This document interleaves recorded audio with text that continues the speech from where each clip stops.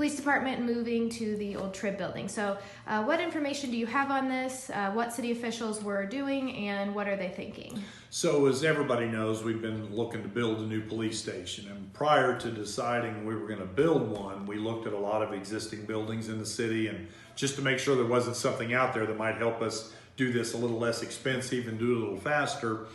Well, that never panned out, and so we went ahead and did the design work about 4 years ago, completed it about 3 years ago. We've done some other preliminary things at that location, thinking that's our only option really on the table.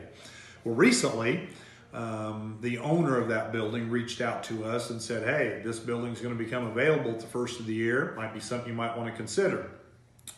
And we'd thought about it in the past, but it wasn't available, so it was kind of ruled out. But it only makes sense to look at this as an option because it's almost perfect from the perspective of size and location, and all the things we were looking for location before all fit this particular building too. And so when the Tribune Star made the decision to move out of that, and then of course they've been negotiating that exit because of the lease they have there, we had a couple conversations with them. So over the last few weeks, we've had 2 meetings with the owner of the building.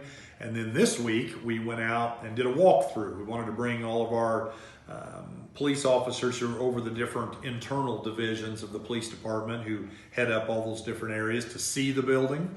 We brought our architects with us, and so we could say, does this make sense from a variety of perspectives before we take any additional steps? And so that was a very successful visit. That's leaked out to the public a little bit. We were, and that's okay. I mean, it is what it is, but we want to do our due diligence on that because from a taxpayer perspective, this could be something that we could do much faster and much less expensive. And so it only makes sense that we explore it. And that's kind of where we're at right now. So our architect is taking a look at our drawings that we'd already completed and looking at how that would fit into that existing environment. It'd be 10,000 square feet bigger than what we'd proposed to build. It's within 4 blocks of our current facility. Lots of parking, and just has a lot of positive things about it. So that's why we're taking a look at this option. Absolutely. So right now, really the 2 viable options would be the old Trib Star building or this place that you would build. That's kind of what if this Tribune Star building doesn't work out for some reason, then we will build on that site.